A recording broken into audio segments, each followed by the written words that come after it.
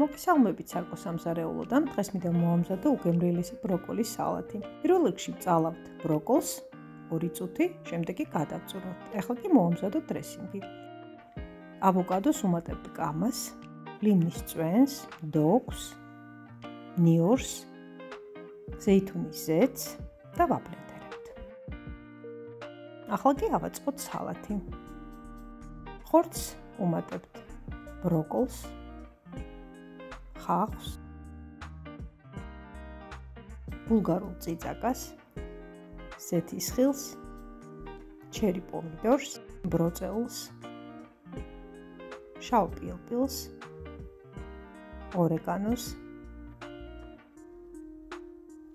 პაპრიკას, კურკუმას, მარილს და დაბლენდერებულ მასას. შემდეგ კი ამ ყველაფერს ვაურავთ. სალათი გამოვიდა დიეტური და თანაც ძალიან გემრიელი. სულ ეს იყო. მე კი ამით დაგემშვიდობებით. დროებით.